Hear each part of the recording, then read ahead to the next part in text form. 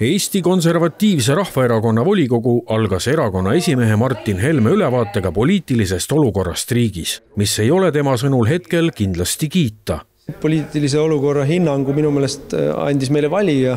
Valitsuserakonnad on läbi kukkunud, maha hääletatud ja normaalses demokraatlikus riigis astuks nii valitsusjuht kui valitsusparteide juhid ametist tagasi. Meil Eestis seda ei ole. Ja me näeme tõenäoliselt lähimatel kuudel seda, kuidas just eelkõige Reformierakonna sees, vähem Eesti 200 sees, sest et ta on niivõrd ebaprofessionaalne partei, või ka sellepärast, et Eesti 200 on põhimõtteliselt teinud järelduse, et kõik on lõppenud ja nüüd tuleb küünte ja hammastega hoida kinni valitsuskohtadest ja võtta veel, mis võtta annab. Mingisugused nihelemised ja ümberkorralduste tegemised Reformierakonnas on vältimatult vajalikud, millel on otsene mõju valitsusele, millel on otsene mõju parlamendile. Ma ei pea väga suureks tõenäosuseks, et meil tulevad erakorralised valimised järgmisel aastal, et ma arvan, baasstsenaarium on jätkuvalt ikkagi see, et meil on valimised 27. aasta märtsis. Aga kui nüüd ikkagi Reformierakonna sees käärimine läheb väga suureks, siis ei ole ka võimatu, et meil toimuvad järgmise aasta kevadel, ütleme näiteks aprillikuus 26. aastal erakorralised valimised. Volikogul analüüsiti ka valimistulemusi.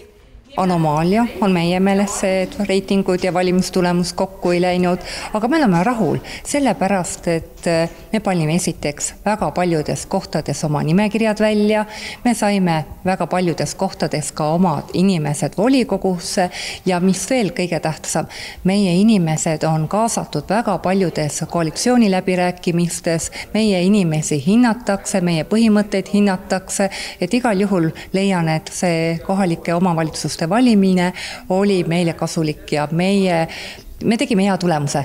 Me oleme erinevalt nendest, kes peavad ennast nagu mingiteks peavooluerakondadeks, nagu Reformierakond, sotsid, oleme palju tugevamalt esinenud. Meil olid kõikides omavalitsustes, peaaegu kõikides omavalitsustes nimekirjad väljas ja praegu me läheme palju rohkemates omavalitsustes koalitsioonidesse, kui me olime enne valimisi.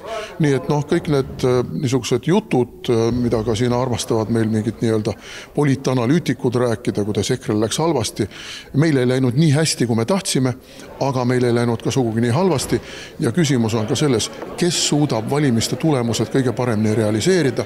Ja kui me vaatame nüüd Isamaad, kes just nagu võitis need valimised, siis igal pool koperdavad nad ja ei suuda mitte millegagi hakkama saada, aga meie oleme väga südikalt suutnud oma valimistulemused realiseerida. Meie jaoks on ilmselge see, et e-valimiste kaudu toimub valimispettus.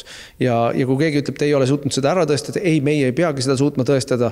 Valimiste korraldaja peab ilma igasuguste kahtlusteta ära tõestama, et valimised olid ausalt tehtud ja reeglite järgi läbi viidud ja seda nad ei ole suutnud teha. Valimisvaatlejate eest püütakse protsesse varjata, aga tekibki küsimus, et mida te varjate, kui teil midagi varjata ei ole.